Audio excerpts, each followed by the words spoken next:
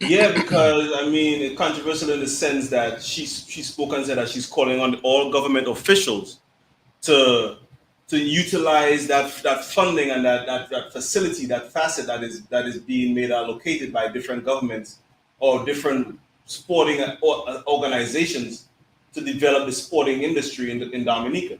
Because I Okay. believe in my personal heart of hearts that our sports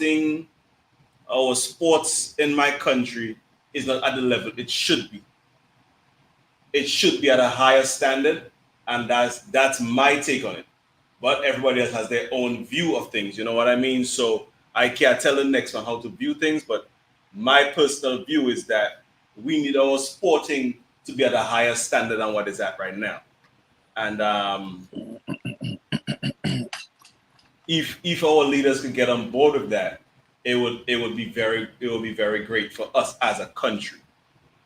So yeah, that was my take on it. Now, to the topic at hand for today is we back on the single parent, and we want to be part two in the single parent today.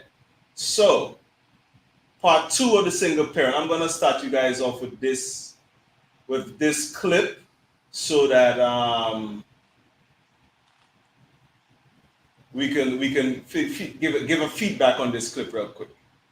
That statistically, children who come from single parent homes have much worse outcomes. Pause. Single mother homes. Kids who come from single father homes statistically are in line with a two-parent household. A single mother home is way worse, even if you have money. So if you're a wealthy single mother, even your money won't help your child. We know that statistically, children who So that's the clip I wanted to play. So we could bear on statistics and realize that single parent homes are more than likely with their mothers are liable to fail, whereas single father homes are thriving and giving out a better output in society today. So anybody who has a comment on that clipping, can you guys give me your feedback on that, please? Or Drew, you want to join in and speak on that? Oh, well, yeah, for sure. Yeah, I mean, we getting started. we getting started. Yeah, we started now. So, that correction was needed, right? Because that's one of the hoodoo voodoo strategies of um, of the group, or yeah, of the group that does not really want to take accountability for what we are facing present day when it comes to the single parent household epidemic. So when she tried to say, excuse me, it was just that it Single was single parents in general. parents general, there got to be that distinction, right? Yeah. It has to be that distinction that these dismal, these numbers that does not have single mothers in a favorable light, it has to be discussed in a honest fashion. You know what I'm saying? Like these stats about outcomes of children who went through the life of living with a single mother in that environment, with the father, either barely present or not present. Um, it's starting to show that it's not a positive outcome. That something is wrong. Something So wrong somewhere. yeah, something is wrong somewhere. So yeah, man. I think that post right there was really on the money. And we are just pointing out what's already out there in social media, in the matrix. There's not anything that we have to look really deep to find. If you just put in a simple search, you're gonna come up with the same, information that we came up with. So yeah, that post right there is another indicator. But last week on the live, we did have some comments that they would be more interested in seeing some of the research that we found when it came to the subject. So yeah, man, it really just touches on what we were attempting to bring out last week. Yeah. And it's like we don't want people to feel like we just coming and talking up because I got a platform or anything like that. We here going to look for factual information, and then I'm gonna play some statistics now on the said information that we researched. Exception, and that's not the majority. So I'll Go get ahead. to the rule. Yeah. I'll get to the rule. 63% of youth suicides, yeah, are from single mother homes.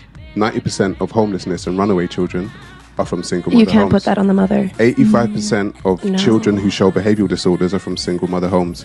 80% of rapists with anger problems are from single mother homes. 71% of high school dropouts are from single mother homes. 70% of youths in operated institutions are from single mother homes. 80% of all the youths that are in prison are from single mother homes. So Is how that are in you the gonna UK? blame? So did you hear that last stat he said? 80% of the kids in society who are in prison are from single mother homes. 80%. That's a very high number. You understand what I'm coming from there with that, Drew? 80%. I mean, Dr. Bones, if you want to, take that clip stat by stat, is really a glaring evidence into the problem that we facing. That is a crazy high number. Very. So, we saying we saying that 20% out of 100 is having positive outcomes. That's not a good stat at all. That's not a good stat at all. Because that means you got 10 people, or I can't put up my other hands, you got 10 people, and only two out of the 10. I got you. Only two out of that 10 is being raised properly. Only That's two. crazy. That's crazy how that's working out right there. The math ain't lying. So if we got 80% of our kids who are in jail right now due to the single parent mother home, something is wrong with the dynamic. Something is wrong. Hold on, What? Dr. Bones. Sorry, not to cut you, because we came in. Pause. Go. Pretty strong. Celebrating. Dominica and the Go. I don't even think we introduced to the people where we at. That we just started. You know what I'm saying? Hey, Dr. Bones, why don't you take these people back to the essence, man? Let them know what we're doing here, man. On this good Sunday afternoon. All right, now, okay. That come true. We are here to clarify some information. The best household for raising kids is mother and father being present.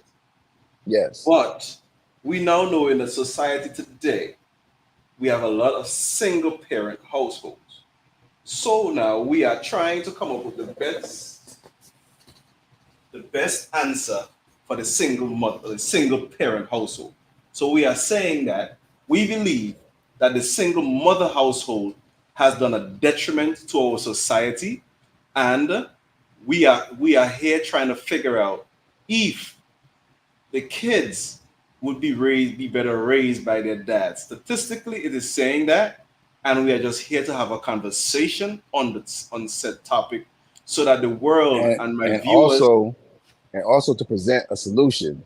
Yes, you can't forget that, my brother. Yes, and our solution, Drew. Give them our solution of what we think would be ideal. It might not be perfect, but what we as individuals think might work for our society today.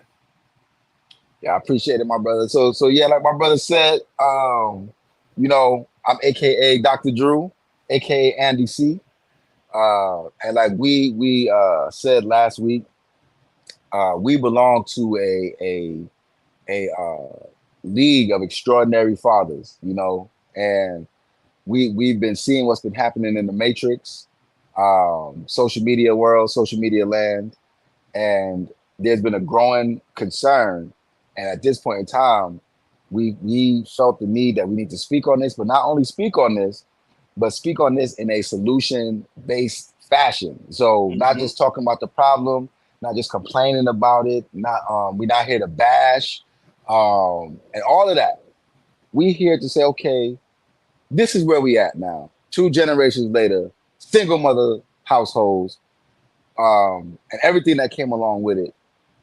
What can we do to turn this ship around and set it back on the right course? So the solution that we are formulating, that we've come up with, that we are aiming to discuss in this series of lives, and just really get feedback from the people, is this: after the child, this is boy or girl, after the child is out of the nurturing phase, so they're no longer being nurtured by the mother, breastfeeding, they're able to do for themselves to a certain degree.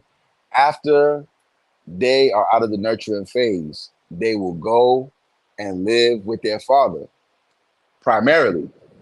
So, of course, like we stated at the beginning of this discussion, our impression is that the two-parent household, mother and father and child, is the best, the most ideal situation for the best outcome of the child. So we are focusing strictly on what is best for our children. So we know beyond a shadow of a doubt, statistics show it, evidence show it, the two-parent household for the most part.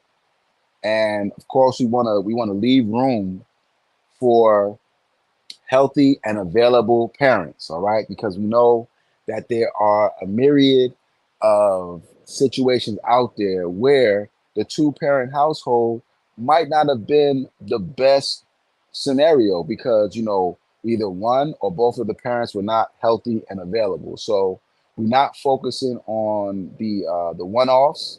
What we want to talk about is what is like the standard. So a healthy and available two-parent household is the most ideal scenario for the best outcome for the child. So not saying that their outcome is going to be perfect, not saying that there's not going to be any type of problems, because life is bereft with problems. That's part of, this experience. But we're saying that for the best outcome for a child going from their adolescent phase into adulthood, young adulthood, etc., being primarily raised in the household of their father is the best outcome outside of this two-parent home scenario. So we are saying that statistically, what we have seen, what we are seeing, what the Matrix is showing us, what social media land is showing us, is that the single mother household scenario has not worked on a overall basis. So our solution that we are going to touch on this afternoon, and today on this live, just going to be myself and Dr. Bones, young Ricardo, and we're going to really like delve into this solution-based topic. What points we think are the positives of the solution, and what may be a little controversial, but also necessary for the conversation as well. So that's pretty much the topic, or not the topic, but the solution that we intend to present, and then also delve into, get feedback on. After the child is out of the nurturing phase, the child should go and live primarily with their father, given that the father is healthy and available. So we're talking about healthy and available people that are able to give to their child, to the basics, but then also the things that are necessary to train a child into an adult. So excuse me, I got a little long-winded, but I wanted to like set the stage for what we're going to be discussing. And we got Dr. Bones. Looks like he a little preoccupied, so I'm gonna hold it down while he's doing that. So yeah, one point that we wanted to stress about this discussion is that as much as possible, we don't want to participate in gender wars. man versus woman. We don't want our objective is not to descend into the chaos that comes out of those discussions where there's like finger pointing and things of that nature. Our intention is to stay very surface level and really without any type of extra emotion point out the present statistics that are relevant for 2024, which basically is our era, as to why this way of life where the majority of single parent homes are ran by single mothers, why this has not been beneficial for melanated society. Last week in our discussion, we brought out what's happening in Chicago, and what's been happening in Chicago. That is nothing new. We are maybe 20 to 25 years into what it has become present day. And when you look at that scenario of a Chicago, which is really just a representation of a lot of what happens in major cities with melanated people, majority of those scenarios of violence and depraved criminality are products of single mother household scenarios. Because so let me run that thing again, Drew. Let me just run that thing one more time so that people don't think we're just talking again. Exception, and that's not the majority. So I'll get to the rule. I'll get to the rule. 63% of youth suicides, are from single mother homes. 90% of homelessness and runaway children are from single mother homes. You can't put that on the mother. 85% of children who show behavioral disorders are from single mother homes. 80% of rapists with anger problems are from single mother homes. 71% of high school dropouts are from single mother homes. 70% of youths in operated institutions are from single mother homes. 80% of all the youths that are in prison are from single mother homes. So how are you going to... So those are the statistics that is coming in. And those are US statistics. We're not trying to talk about the Caribbean because we don't have those stats. But we have the information here in the US. So that's what the statistics that we are bringing across to you, not island stats. So if that makes sense to anybody.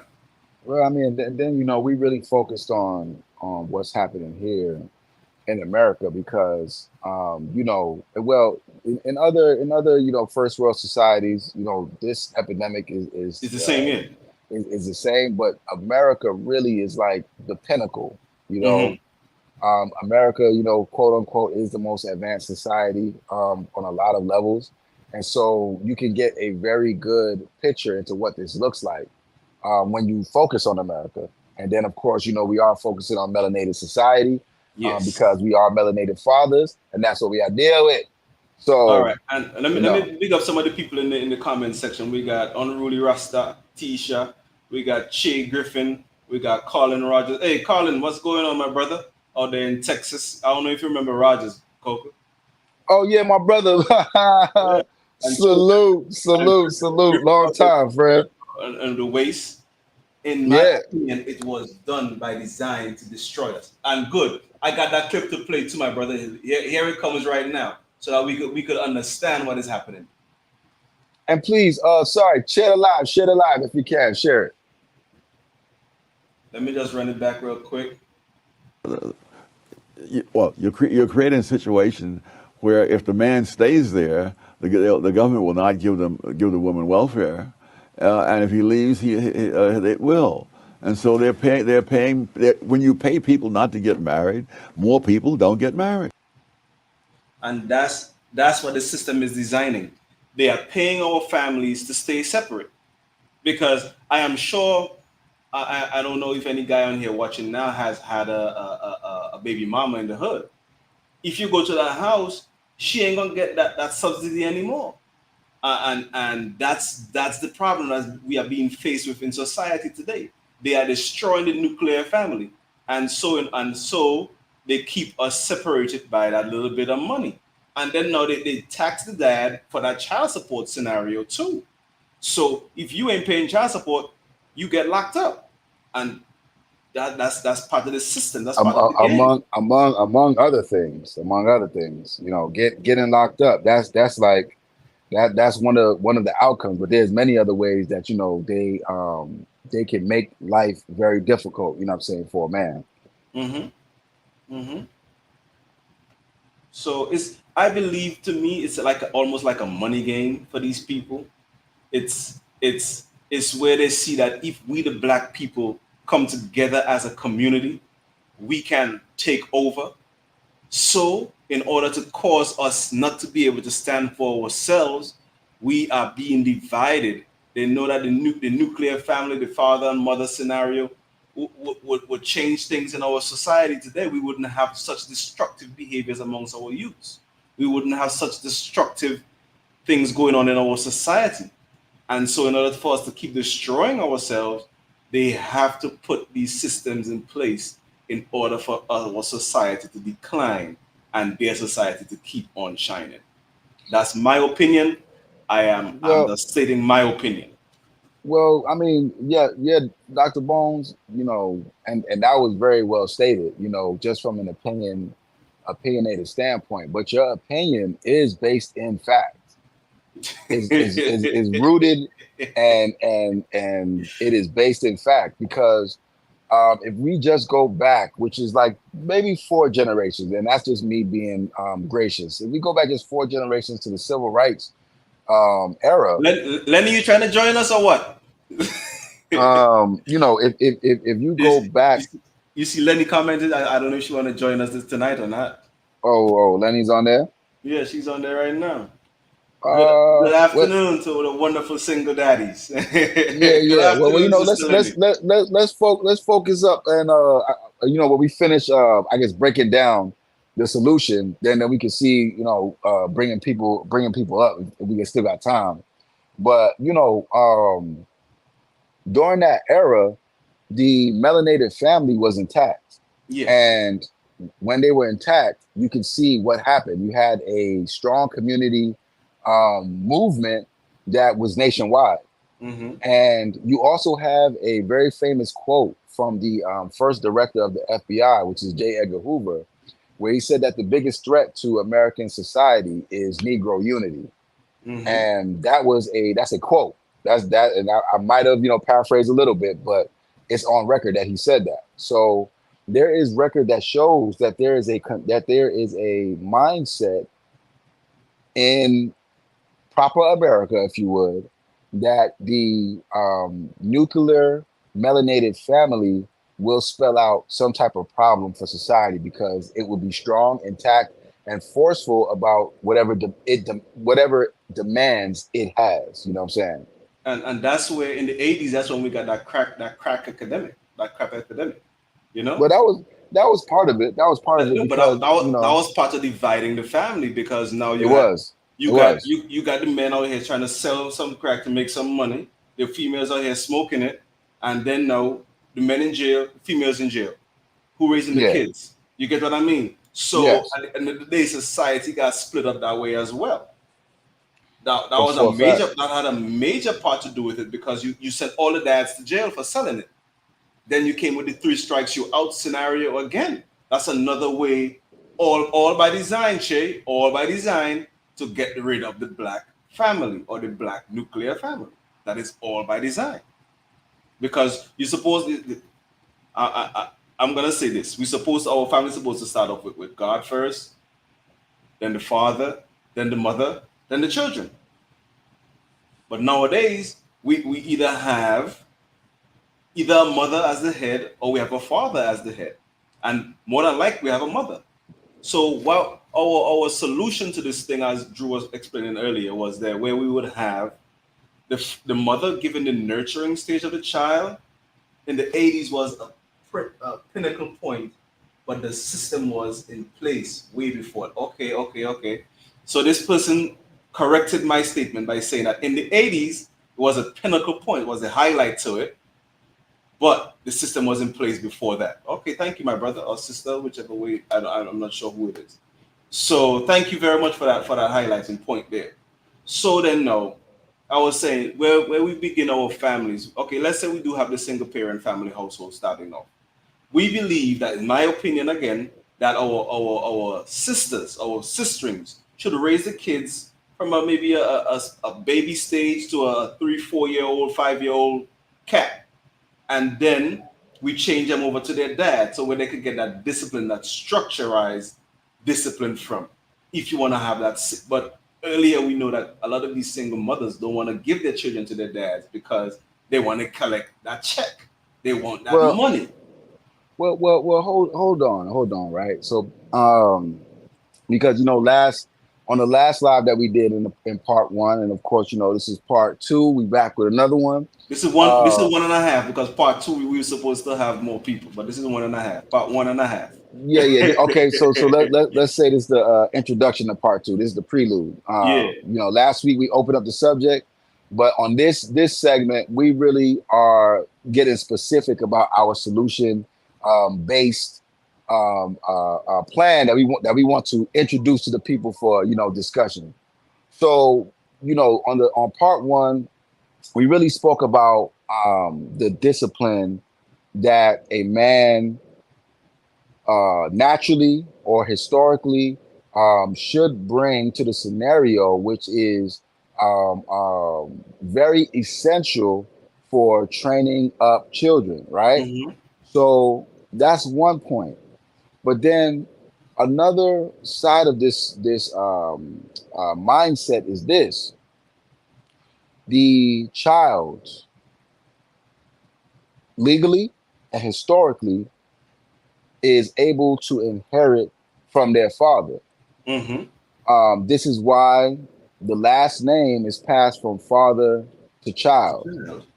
So another detriment that we have in this single parent society scenario we find ourselves in is the confusion that comes along with the scenario. So, and not to say that this is the most prevalent scenario where, a single mother would have multiple children by multiple fathers, but it does happen often. Mm-hmm. Where now you have individuals living in a house, all are related, but all have different last names. Yeah. In this solution based conversation that we bring into the matrix, we propose to bring that confusion down by having the child within the household where everybody's name is the same, which is very significant. But also, in that solution that we are bringing, it also allows the mother more of a free space to now be attached to another man, to take on his last name, and potentially create the same scenario where inside the household where she is protected and provided for, of course, in a healthy and available situation, everybody in that scenario would have the same last name. So read that comment. Okay, where we at? Nah, it's on the screen. It's on the screen. Okay. So this is K-Sean. Okay, shout out to my brother. For starts, we as a community need positive examples of what a family looks like. For us, that way we have something to compare to. This is true. And to that point right there, this is another reason why we want to highlight 2-parent households and what the statistic outcomes of those situations are. But we also want to frame that in our presentation that statistically single father households and 2-parent households are right, very similar in their outcomes. So now, from an opinion-based standpoint, right, when Dr. Bones, myself, and other members of the League of Extraordinary Fathers, we discuss and we debate about this topic, this solution. We, from an opinion-based standpoint, And of course, we also base this upon our own history as being fathers, that when you have a child as a man, it changes you.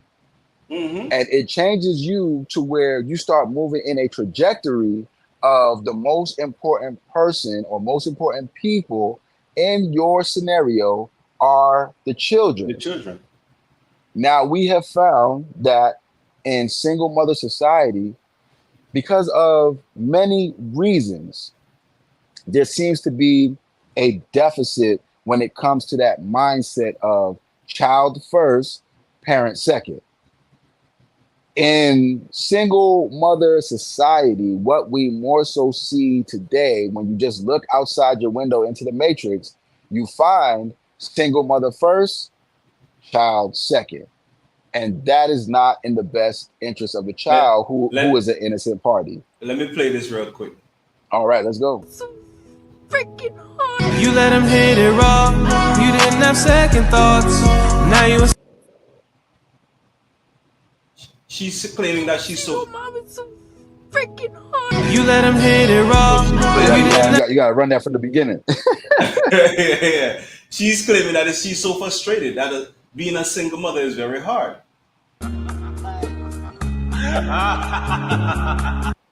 I don't think anybody realizes how hard it is to be a single mom until you are one.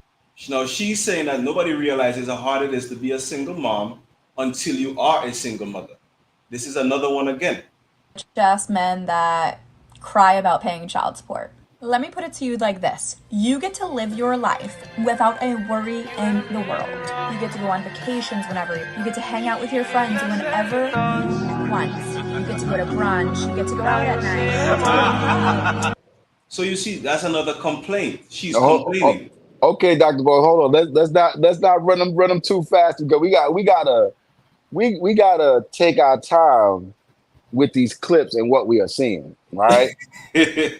Now, first of all, and this was done almost purposely, because we also want to show that this is not just in melanated society, right? Yes. This is across the board. But of course, we focus on melanated society because our numbers are so high. But we have just seen representations of what is commonplace in the matrix. It's so hard. It's so difficult. You have no idea. You get to go on vacations. You get to all do of these whatever things you want. And just for 1 second, shout out to the artist, because those clips right there did come from the great Brandon Jamal, who is tearing up the matrix right now. His single is killing the charts. It's called "Now You're a Single Mom," and his premise is basically to show a balanced scenario where it's like, okay, you guys want, or should I say, single mothers in the matrix want credit for being a single mom, but at the same time, they want sympathy, or maybe sympathy is too harsh of a word, empathy, because they're a single mom, because it's so difficult and so arduous. Now, last week on the live, when we were discussing, and there was a kind of a challenge put out there that if there was anybody who could find representations or clips, in the matrix of single mothers celebrating being single, being single mothers, saying like, this is the best thing that happened to me. I love it. And when they're doing this, you can see that it's an honest appeal that they give it out there. Like, oh, you know what? This is very convincing.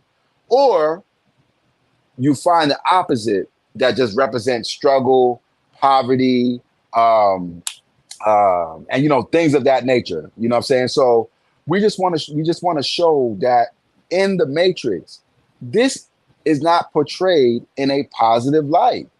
Nope. But on the flip side, Dr. Bones, and this is because we're going back and forth from statistics to opinions. Now, Dr. Bones, do you see this activity taking place when it comes to single fathers? Not really. Because single fathers complaining and saying this is so hard. My children are essentially a burden. They're gonna go out, and if they get overwhelmed, they'll go out and seek help. They will ask wow. professionals. Whereas the single mother is not doing none of that. She's over here complaining. She don't want no. Wow. I could do this on my own. I don't need no man. You know what I mean? And we as a single dad, some of us, we go out there and we look for that help. Be it professionally, be it whatever. But we go and we seek for help. We learn to know where we need help. Women don't. This is true. I'm a strong woman. And you know, we brought out some statistics on last week's program where we read from a statistic standpoint that single fathers are more likely, from a percentage standpoint, to be cohabitating with a committed partner when they are a single father, meaning they're more likely to get into a committed, structured relationship where the child is able to now grow up in an environment where you have the balance of man, woman, child. And more than likely, if that woman that he's cohabitating is coming under his protection, his provision, his program, then that child is going to flourish in a balanced environment. Now, if we have such a high statistic of single fathers cohabitating, meaning that they find somebody to, settle down with, to be in a positive relationship with, those statistics are high. But the single mother statistic on that same point of cohabitating is very low. It's low. Now, I got this one clip to play before we even move further. Let's hear this one real quick. Yes. I am a mother of 7 kids. 7 kids. I had my first child at 14 years old. Yes, I had my first child at 14 years old. I do not regret it. He is well, healthy, and he's 19 right now. God, praise God. Yes, you guys, I have 7 kids, 7 different baby daddies. Yeah, 7 different baby daddies. I heard it. You heard it right here. 7 different baby daddies, 7 kids. Had my first child at age 14. Yes, and I do receive $3,000 in EBT food stamps. Yeah. Pause it right there. Woo! Woo! Pause it she right made me want to raise my hands. God. Wow. Pause it right there. Wow. Wow. Unhinged? Mm-hmm. Now, remember what I just said a little bit earlier about women in the Matrix coming on and celebrating being a single mom. I don't think that's what I heard in that clip so far. I don't think that's what I heard. You didn't hear that one at all. 7 children by 7 different fathers? Mm-hmm. The first one at 14. And the first one at 14. So automatically, that the first question that comes into my mind is, where was her daddy? Where was her father? First child at 14. Did you see that child of God's hair?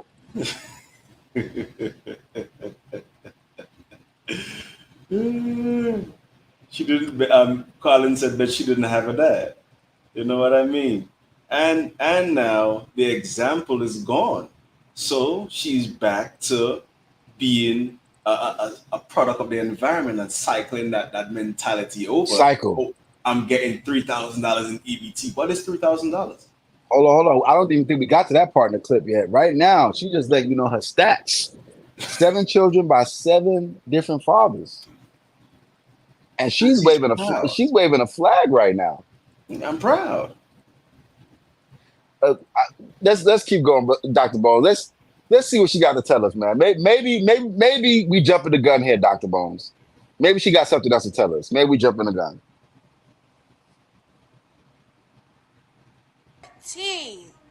Yes, and I do receive $3,000 in EBT food stamps.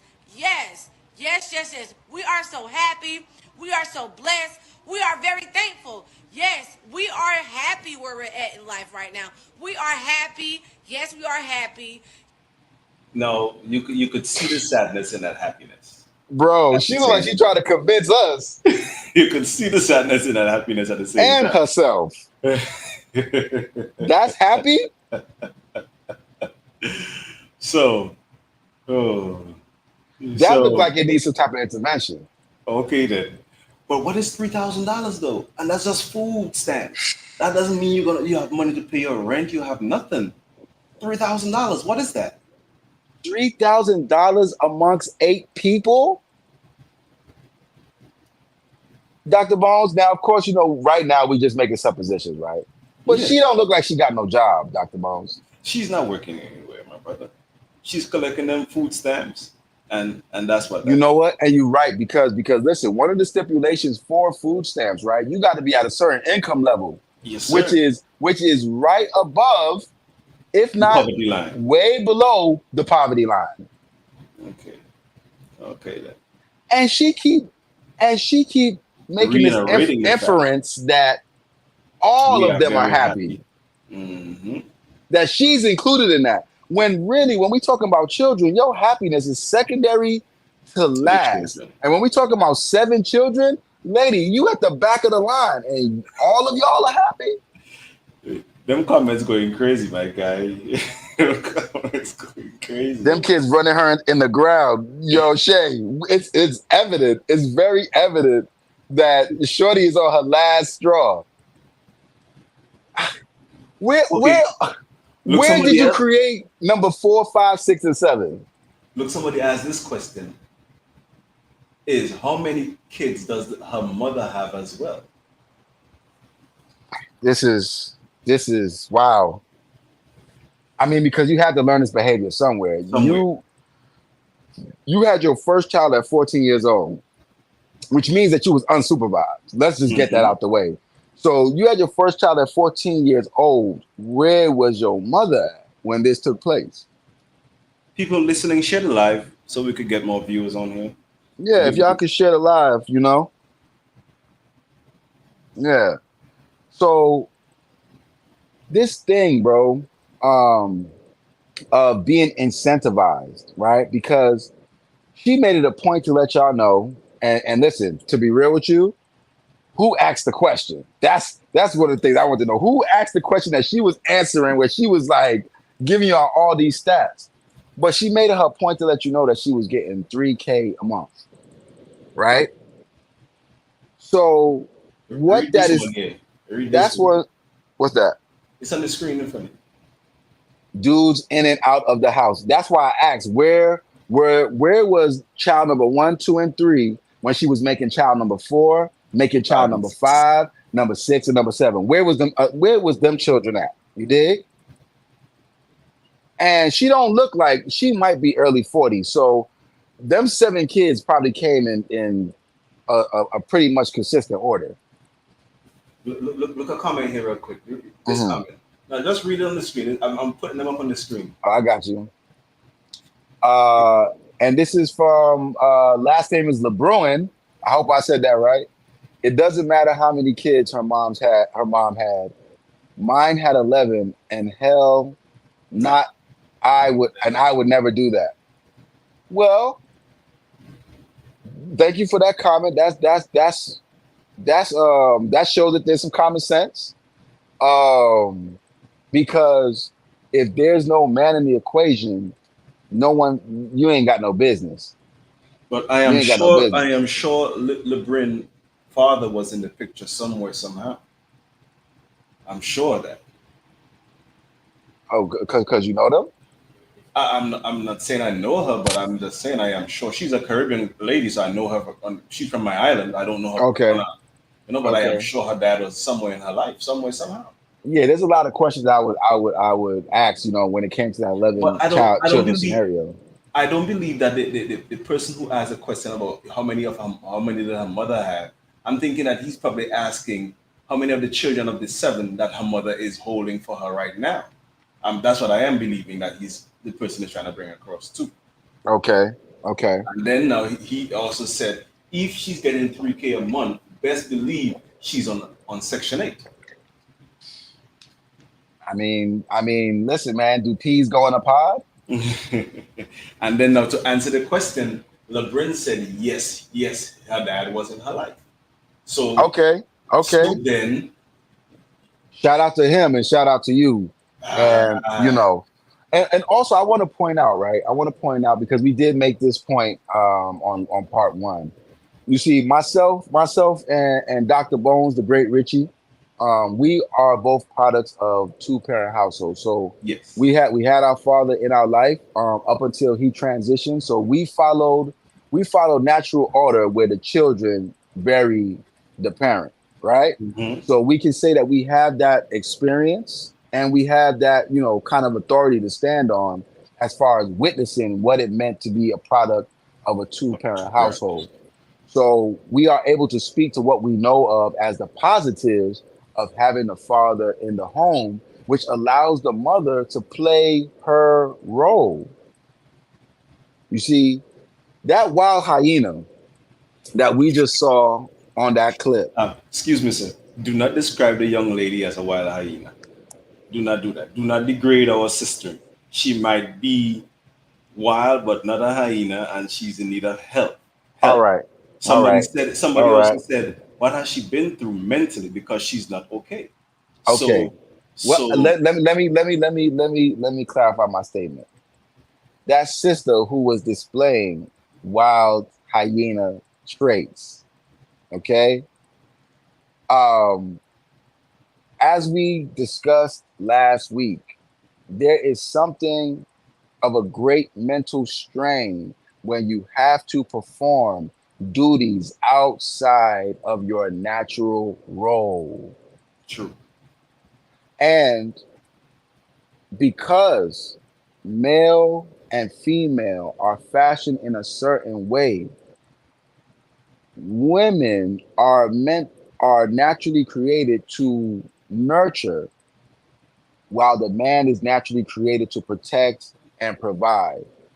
So when you talk about a woman now having to manifest the role of protector and provider, when you are naturally fashioned to be a nurturer and nester, there has to be a great mental strain that would produce something like what we saw in that clip. I hope I cleaned that up a little bit better than referring to my sister as a wild hyena. So, because somebody in the comments said, please don't be Kevin. We don't need more black men treating us like Kevin did.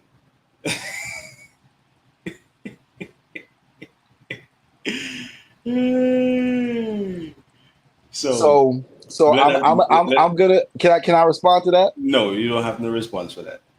Let that meditate in your system. Let that sink in your system. I gotta at least because if we allow that to just go like that, then that would mean indirectly that we kind of participate in sullying the memory of the Godfather, Kevin Samuels, and I will not be party to that. Okay, let me just say that straight. So, Kevin ain't do us nothing except open the eyes of melanated society to a glaring problem, which is part of what is the catalyst of this very discussion. So the spirit and the energy of Kevin Samuels are very alive and well. Shout out to the Godfather. Okay. Dr. Bones. I'm trying to make sure my baby sleep real good, you know what I mean? He's right. lying on the lap sleeping. All right. Yeah. But yeah. So again, we not a comment came to me. She's just being defensive because she knows that what she did wasn't right at the end of the day. We can't really sit and judge her. And I agree with that comment too. We are in no position to judge anybody. Okay. I hear that, right? But again, who asked the question? Who prompted her to come to the stage of the Matrix where millions of people, because that clip right there was taken from the internet and reposted. So when we say we're not here to judge, I mean, are we being honest? Because that's what humans do. We judge. And when she brought herself to the stage of the Matrix to present this information to the world, what was her intention? What was her objective? Well, I don't know if we got to the end of that clip where she said, Yeah, I know the haters are gonna talk. But the haters wouldn't have a space to talk if you didn't speak. That goes back to those other clips where we showed examples of single mothers complaining about their life. Let me finish up the clip. Blessed. We are very thankful. Yes, we are happy where we're at in life right now. We are happy. Yes, we are happy. Yes, yes, yes. Like I said, it's gonna be haters, you know, people gonna be jealous and all that. Y'all can keep y'all little comments, but at the end of the day, my kids are taken care of. That all that matters, okay? That's it. That's all that matters. So you hear what she said, right? And this is what I'm saying, right? Because, you know, let's be real about these small elephants that's running through the room, breaking China. You came to the internet for clout. Mm-hmm. This was a clout chase because there was no question that was asked. There wasn't like a poll that was put up there. She was responding to in tandem with other single mothers, you know, with multiple children by multiple fathers. She came to the internet to chase clout, to let y'all know she was getting $3K in food stamps, and she wanted some props, but she also wanted to spread some controversy as well. For what? For clout, which is a big drug that's really close to heroin in today's 2024 time. So I submit to the committee with no pity that these people are asking to be judged, right? But so, you know, and of course we want to be respectful, and I took that comment, you know what I'm saying, under advisement. But at the same time, can we be honest? Can we participate in an honest conversation? Because that's what got us to the solution-based discussion in the first place. And might I add that in the single mother spectrum, there is a great vacuum when it comes to accountability. And that is some of what we witnessed in that clip just now. So I just want to be fair, but at the same time, want to be very honest as well. All right. Couple comments say, okay, I think she loved to have sex. She loved to have sex. Your post for answers, you can't be mad from the various opinions available online. That is so true. A lot more than to do that. A lot more. Hey, can I Dr. Umar would not approve you calling her that. So shout out to Dr. Shoemaker. Yeah. You know, I know we're not attempting to like touch on every comment, but I do want to touch on and I'm thinking that Valley LeBruin, that's her sister, on her comment where she said, "Oh, okay, I think she loves to have sex with the love emoji." I think that's what that emoji is. There's a statement that I live by now, and I didn't come up with this. A good friend of mine, his father, I got this from him, and another great father out there in the Matrix, stomping the yard. He said that women control sex, men control the relationship. Okay? Now, more so for a woman than a man, sex is a life and death action. Pleasurable, of course, because, you know, the world runs on it, but at the same time, it's still a life and death activity, more so for the woman than it is for a man. Because we, in 2024, you know, the ratios of melanated women dying in childbirth is not as high as it has been, but the possibility still exists that in one of those 7 occurrences, she could have lost her life. Mm-hmm. And also, sex, especially unprotected sex, creates people. She created 7 individuals And, you know, of course, we don't know all of the details and the nuances, but it looks like she created 7 individuals, la-di-da. Now, the first one at 14 years old, we can give grace, right? We can give grace, not no grace to her mother, but to her as a 14-year-old, we can give grace. But as we progress to 4, 5, 6, and 7, what are we doing to people? And I'm very strong on this because, you know, I have matured as a man and, of course, you know, as a father. These are innocent people that you bringing into BS. And these people are going to have to live the rest of their life with this as their basis. How many of them 7 children are females, are little girls? So, yeah, she might love to have sex, but I mean, there's ways around that where you don't have to bring people into your depravity. So, you know, just wanted to comment on that because, you know, when it comes to these babies, we got to get real. You know what I'm saying? We got to get serious. And this is where the solution-based conversation even stems from. Because if every one of them 7 children, right, after the nurturing phase had went off to go live with their father, she wouldn't be getting $3,000 a month in food stamps. Nope. And dare I say that them children might have been in a better situation? Now, I can only speak for myself and, you know, Dr. Bones, the great Richie, you know, we talk about this all the time. Healthy and available males, when they have children, there is a switch in mindset to where we do better.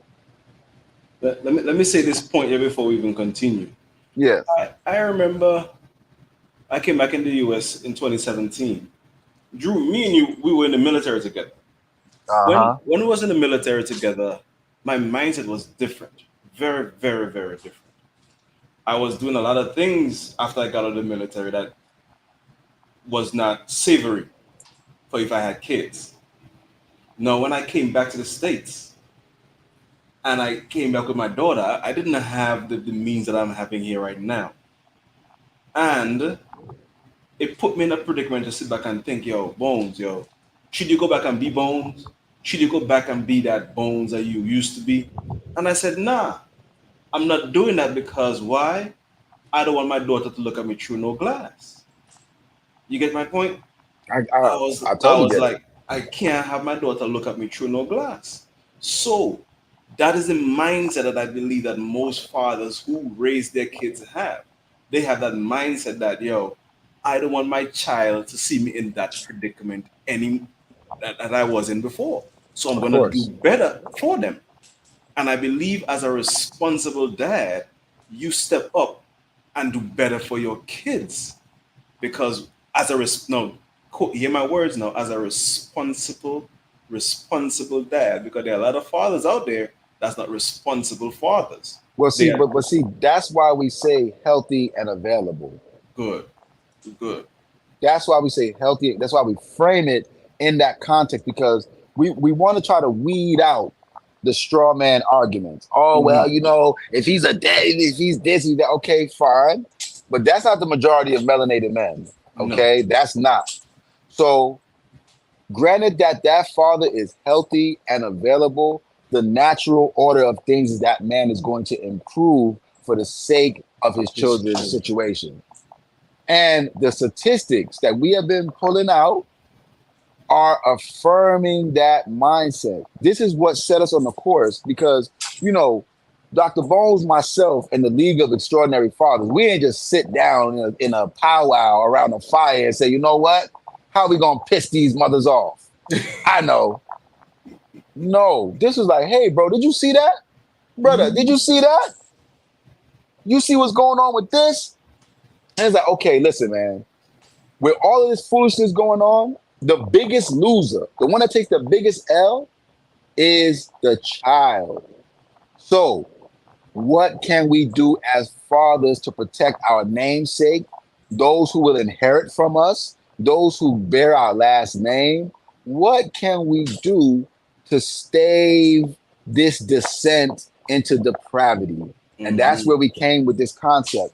After the child is out of the nurturing phase, send them to be with their daddy like Trey in Boys in the Hood. Yes. Huh? Yes, and try that. A lot of females, if we try that example, I'm not saying it's gonna work 100% all the time, but it might give you a better statistic than what we have here currently, with 80% of our kids being locked up, being from the single mother's household. As a father, as a parent, wait, I can't read that properly. As a father, you will, as a parent, your kids should come first. It shouldn't be about self. That is exactly what it is. We can't make it about self. And the young lady in that video was saying more or less about self. Of course.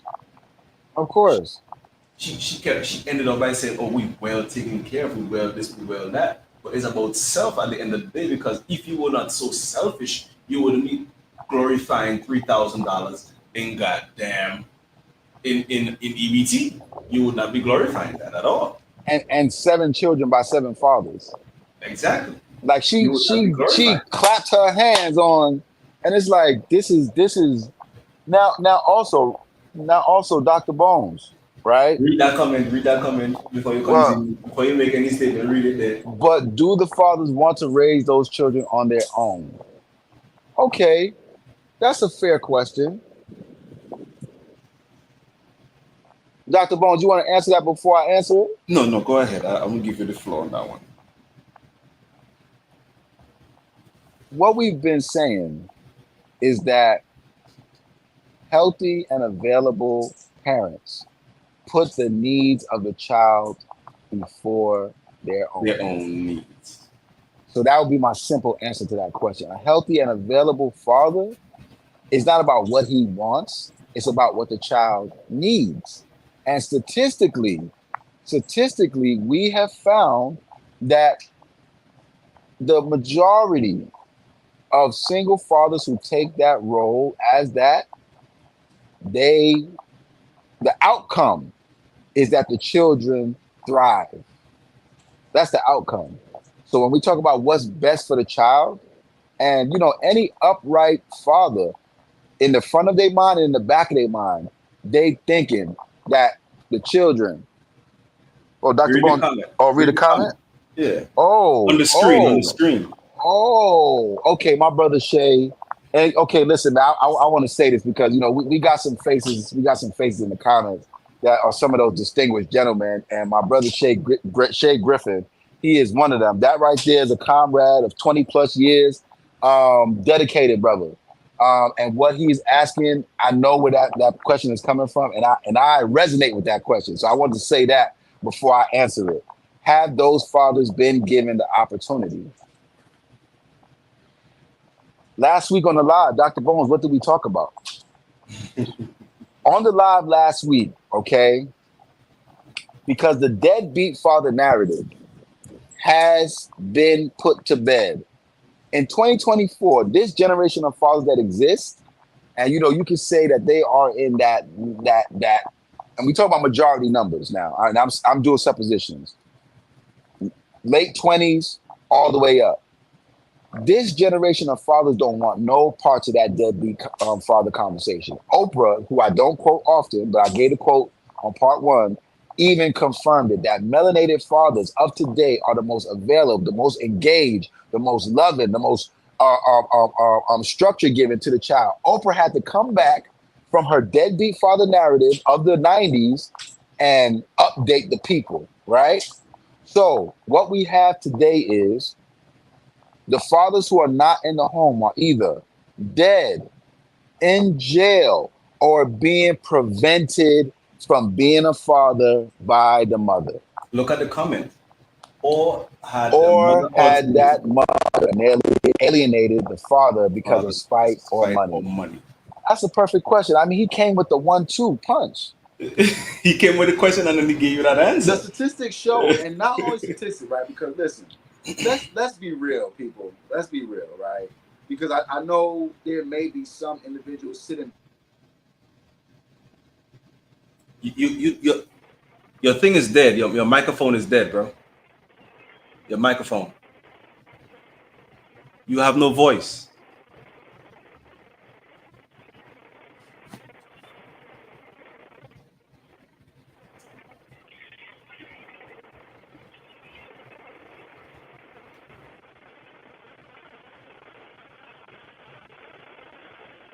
You have no voice. You can't. Nobody can hear you.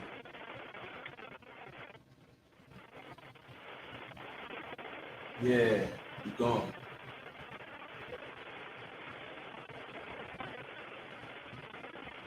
No, we can't hear you anymore. Can everybody hear me? If you could hear me, give me a thumbs up or a like or something.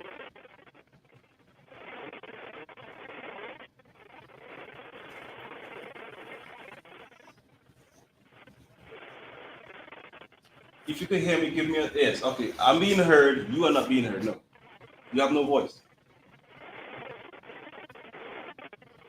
Your thing is dead or something. Your microphone is dead.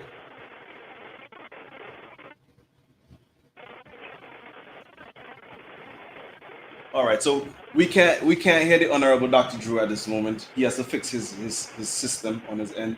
So yeah, but we have in today's society, my people. I believe that if we give our kids the opportunity to be kids, raise them right, and have good morals, and not just be part of the system and have our kids grow up in a system where we collecting a check, a $3,000 monthly check from our government, and not having the father's input in our kids' lives. I believe we could have a better society, due to the fact that we have in the statistics we read earlier, the guy said 80% of our kids are being locked up due to the fact of no fathers in their homes. So is that what we want in our society?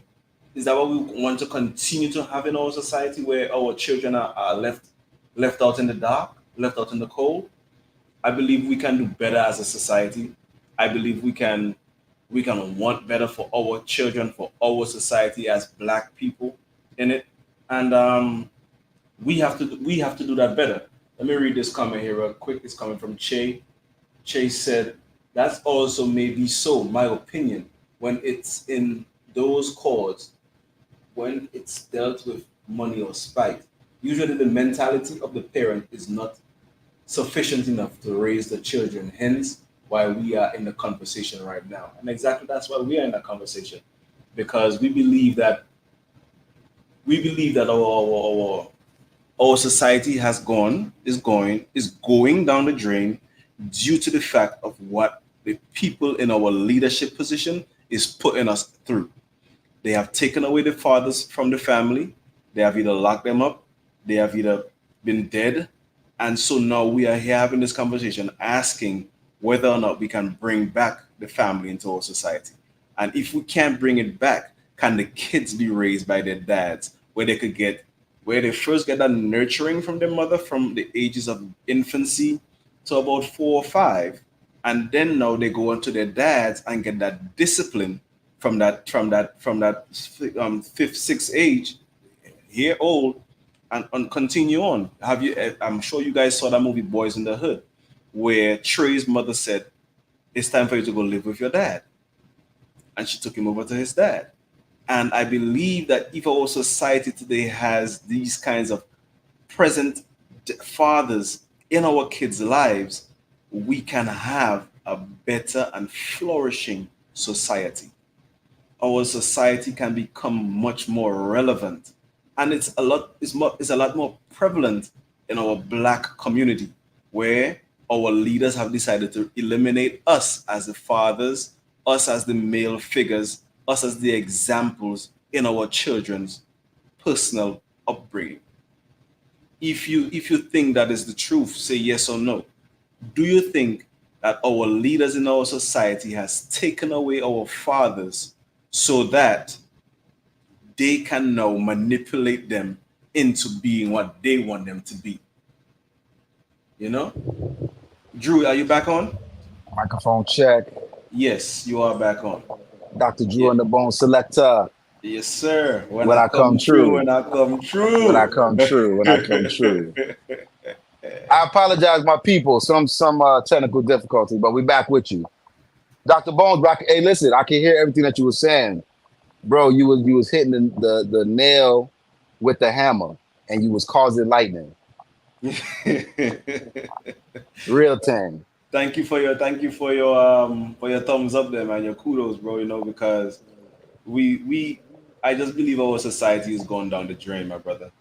And it's time for us as the fathers who are in society. Because look at this too. Look at this too. I got another example where I've been in a lot of scenarios where now I have played a significant role in children's lives that's not my kids personally. You get what I'm saying?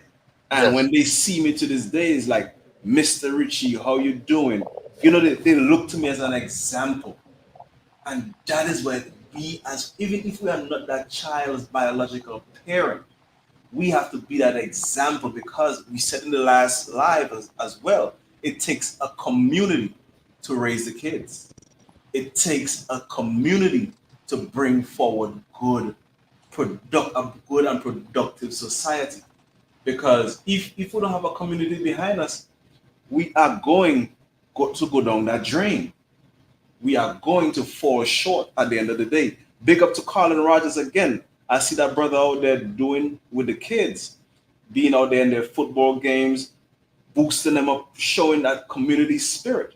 And Rogers, we know where Rogers came from now, Drew. We know Rogers now. You know what That's I right. mean? That's right. I mean, you could say that's a prime example of what children do to a man. Exactly. It bring that manhood out of you. When you was a What? child, you behave as a child. But now that you're a man and you have children You to put raise, away and you gotta childish things. You got to put that shit to the side. Yes. You got to put that shit to the side and know, well, yo, I got to stand up and show up for my kids. So Dr. Bones, right? And you know, of course, you know, we part of the league, so of course we aligned in our ideologies and our mindset, of course. So everything that you're saying, my brother, I mean, we driving the point home for what our solution is. We have a comment from Shay. It says it starts in each and every one of our households, showing them as they grow, so that as they get old and have their own families, they have that guidance. Very true, very true. And as we stated earlier, the man is supposed to control the relationship, while the female, she controls the sex. So when we talk about the direction of the family, the man has to be the one to institute that. Mm-hmm. So what our brother just said is very right, just and exact, because even from a male or a female standpoint, you have to see that example so that you can have more of a blueprint of what to do or what to expect, what to accept and what to institute in your own walk. You know what I'm saying? Because we attempted to create strong communities. Now, Dr. Bones, right? Let's really delve into why we perceive this to be a solution, right? Because one might get it twisted that, you know, we trying to indirectly bash our female counterparts, which we would never do, because we know that we need women, right? Yeah. So in a scenario where the mother and father didn't work out and now we have a single parent dynamic, the mother, right, as the female, she is naturally created for nurturing and nesting, which in essence, we could say that at some point in time, she's going to need a man, Mm-hmm. especially if she intends to have other children, right? Mm-hmm. Now, what we see out there in the matrix, so it's not just us saying what we think in our opinion, what we see out there in the matrix is that single mothers have a chief complaint about dating being so difficult, their ability to find a man so difficult because they have children. And rightfully so, right? What man, without great consideration, is going to take on a woman with children, which is another man's namesake, responsibility, those who will carry on for him. For a man to step into that scenario, especially in 2024, and to be a stepfather role, it is a great consideration for that man because of everything that can come along with that. Mm-hmm. It's not a position that one will walk into and the benefits are just readily available. No. So, with that being said, the children for that single mother, and especially if we want to check, if we want to just tap into social media world, the matrix, they are in essence a hindrance for her moving forward in her natural state as a nurturer and nester.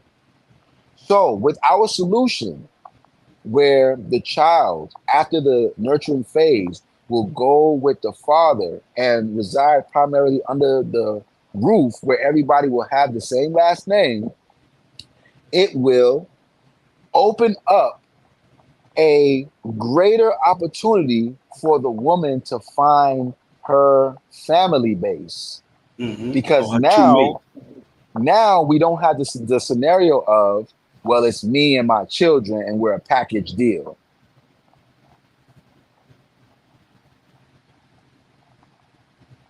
So, Dr. Bones, I think at this point we can kind of touch on that subject where this solution, which is what we are intended to bring to the table, it will allow for the woman to continue in a pathway to be in a healthy family environment.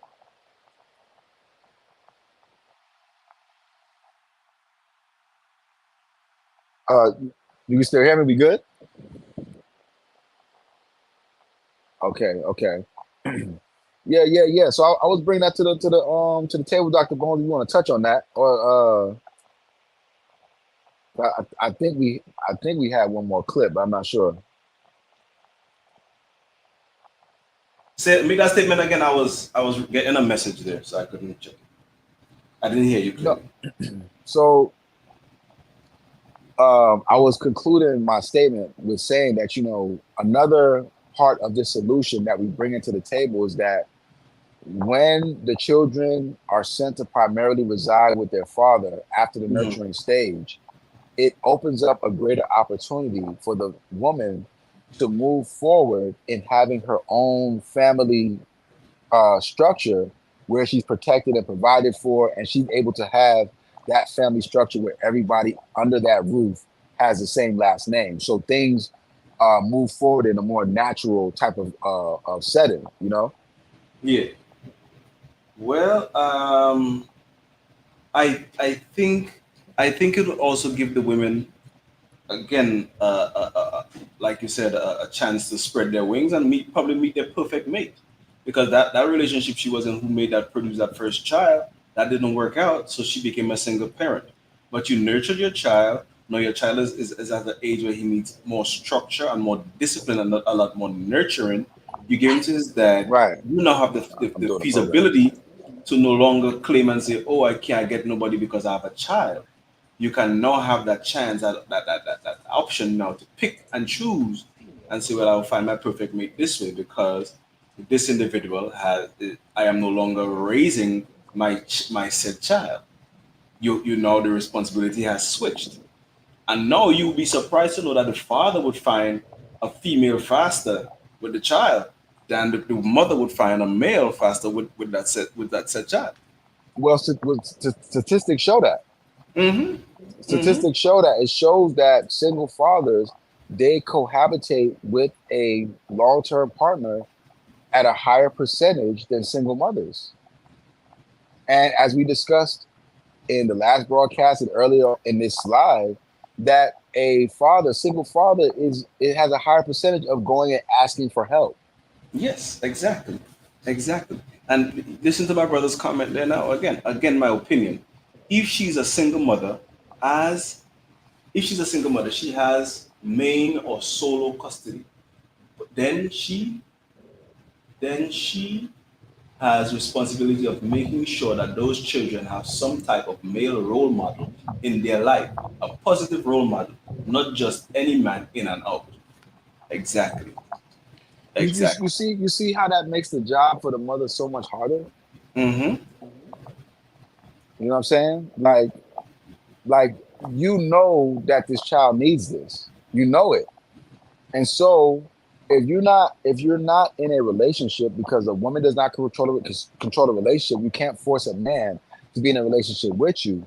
So if you're not in a relationship, you still have a duty to present a positive male role model for those children, and that's male or female. So, you know, a lot of people, they get it messed up where it's like, oh, well, the boy needs a strong male role model, he needs a good male role model, but a girl needs a strong male role model just as much or maybe even more than a young boy. So it makes the task of being a single mother that much more complicated. Daunting, because you have to find a representation of a good man for this child versus you sending that child with the father that they already have. So, but Drew, you know, like I said last week, right? We have to give the people and them time to digest all of these information that we're hitting them with. That's for sure. That's for sure. That's why we're breaking this up into parts. Did we play all the clips that you had, or no? Yeah, I have one more clip to play. Viral TikTok going around. This girl paid off her student loans with people sending her flowers on TikTok. And viral TikTok going around. This girl paid off her student loans with people sending her flowers on TikTok. And I want to try it, see if I can stay home with my 3 kids. Because I'm a single mom and their dads are nowhere to be found. You know, they're missing. Why y'all so broke? Why y'all so broke? So that's a crazy flex. Some young lady was on TikTok, was able to pay off her student loans and stuff like that from roses and flowers that she received on TikTok. Now, this young lady here is saying that she wants to try this out as a single mother. I mean, she might as well open up her own events. Might as well. I mean, since we just experimenting with the kids, might as well just open up our own events. Since we just trying stuff out with the babies, why not just go there? And you still don't get to stay home with the kids.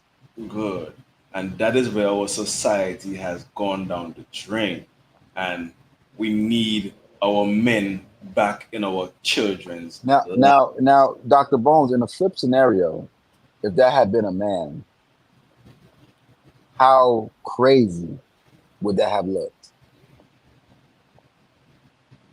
He would have got ran off the internet. But because that was taken from like a TikTok, I'm pretty sure that TikTok got likes and views and you go girls, you know what I'm saying? Because from a female's perspective, like something like that is more digestible. Yeah. But at the same time, when we talk about the children, now you got to ask yourself, what type of environment are these children being trained up in if that's the mindset of the mother? The problem comes in today's society. They promote not needing a man, and the mindset needs to be changed. My brother, that is what we are here to promote. Changing that mindset. The mature mindset is, let's have our men play a vital role in our kids' lives in today's society and stop looking for a check from the government. Let our men be men.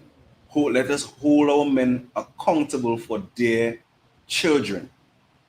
And as men, let us now step up to the plate and hold our own selves accountable for our children. Of course. Because our society, like I say again, we can't allow our society to keep going down this drain that is going down too. We need to change our minds.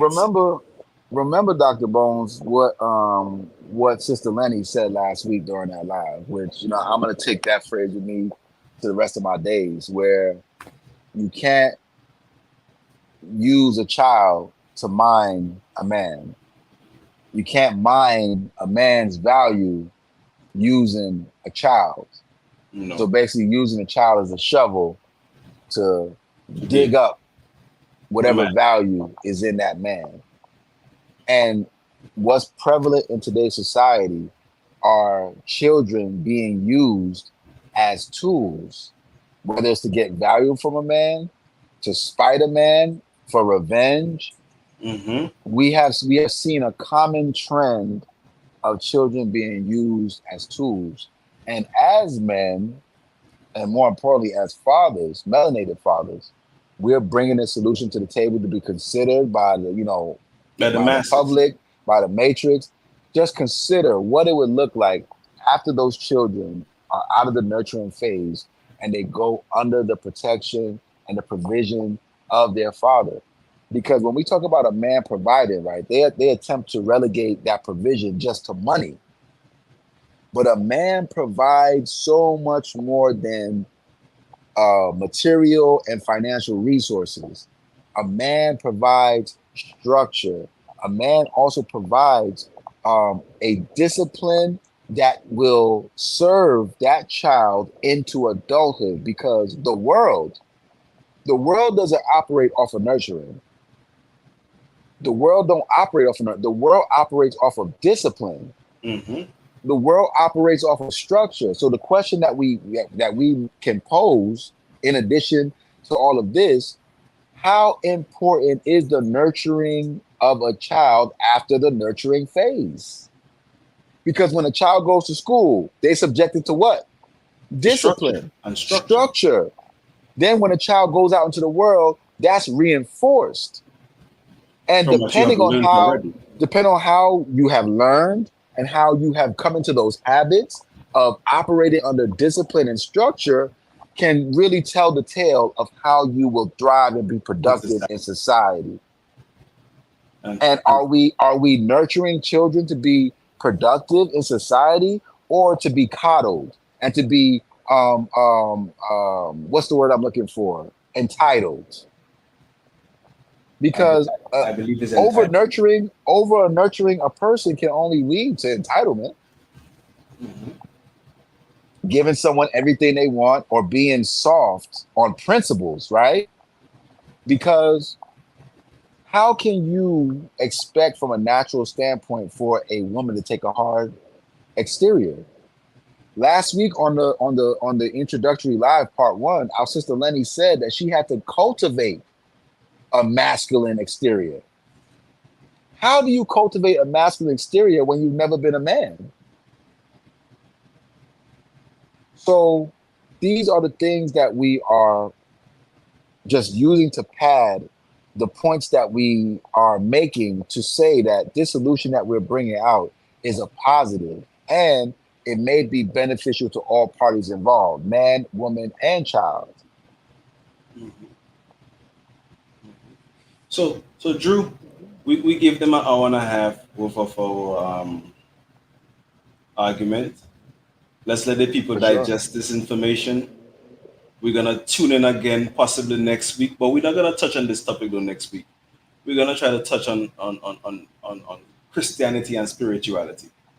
And what's your opinion, and what's your suggestion on these ideas and ideologies?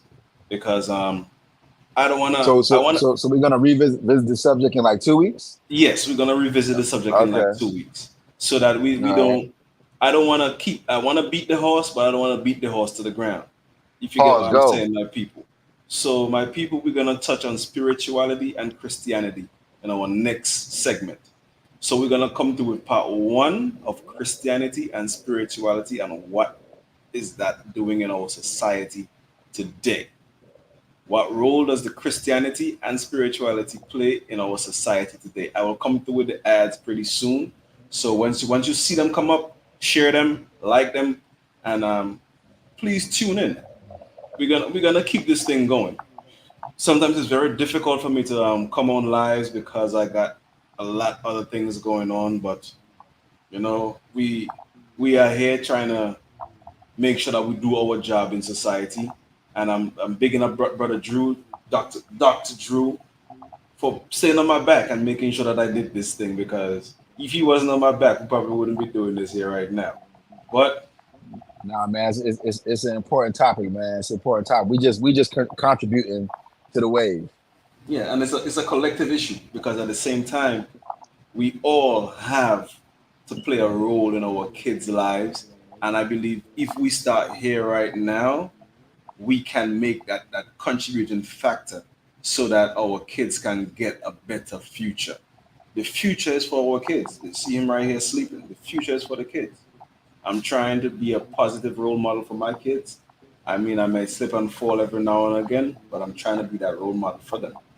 And if we as fathers who are on this live listening, let us try to be a positive role model for our kids. Our kids need us. Don't matter what the other people do and say. We need to be role models for our kids. So Drew, go ahead. Let me hear your comments here now. Yeah, Dr. Bones, man. You know, every time, my brother. You know, I appreciate you. You know what I'm saying, for having this space, and then you know, just having the vision, to take this time right here. You know what I'm saying, to touch on this topic that you know has been kind of just like brewing in the background, and also you know what I'm saying, having the courage. You know what I'm saying, to use your platform. You know what I'm saying, to you know to touch on this sensitive topic. You know, fatherhood is making its way back around. Yeah. Right. And our generation, those of us from the 80s, you know what I'm saying, we are right in the wave of that time. And a lot of us are fathers.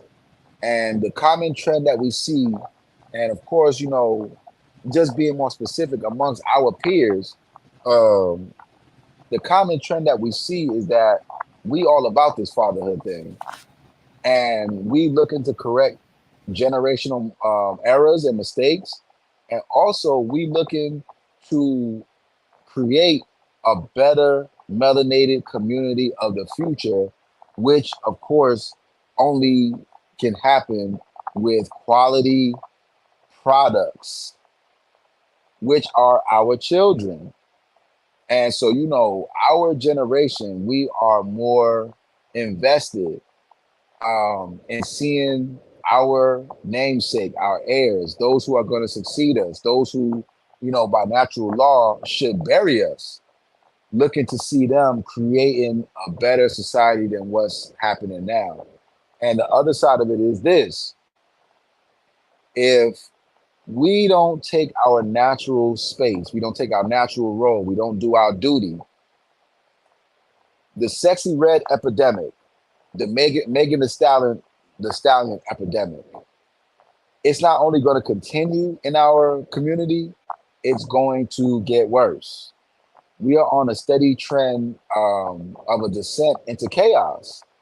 So when it comes to melanated fathers, especially those that are active and available and they present, this is the route that we need to start taking, finding solutions to where we're able to correct this problem. I see a comment, I guess I'll take that. It is not solely about the mother changing her mindset. Some of the existing laws in the United States also require revision. Well, this is true, but it's going to take the fathers of the community to start pushing that line. Because right now, presently, what we see is that in our female counterparts, they don't see a problem because this thing is continuing. So as fathers, we who have a concern for our children, we who see what's happening out there in the matrix, if you see it, you should be doing something about it. So of course, this is part 2. And you know, when we come back to the subject, we're gonna be able to open it up to have more individuals on the panel so we can have a discussion. But like my brother said, we wanted to, the two of us, really just break it down. What we started to present last week. Like, what does it look like? What does it mean to send those children with their daddy after they leave the nurturing phase? So Dr. Bones, take these people out. Yeah, man. I'd like to thank you guys for commenting, for even coming in and even feeling free to leave a comment. It was very, very informative discussion we had this afternoon. We might have been a little bit long-winded, but the discussion came through, and I believe the people needed to hear this. I'd like to thank Che. I'd like to thank the Unruly Rasta. I'd like to thank LeBurn. I'd like to thank Mohammed on YouTube for even commenting. Afghanistan was in the building. K-Sean, yeah. Appreciate you. So you know, I'm grateful for you guys tuning in and for listening to us and for sharing your opinions and your thoughts. because without them we are nothing. And thank you, Brother Collins, for giving me that star, my brother. It was very much appreciated. I'm gonna have to shake some ass with me to get some stars and shit, man. That's crazy. That's crazy work right there. That's crazy work. But that's what the women on here trying to do right now. You know, this lady says she's gonna have to go get stars and stuff to get. That's crazy work. And then what's her daughter gonna do? Good. You know, so that's crazy work. My people, we gotta raise our kids right. We gotta fight for our kids. Our society is going down the drain, but it takes a step forward every day when we decide to give in and stand up for our children. Stand up for your kids, because they're the future. That's my end and my take on this thing. Our kids are the future. Let's fight for them, and we will have a better and brighter future for tomorrow. Be blessed and sanctified. Blessings. All right. See y'all in part 3.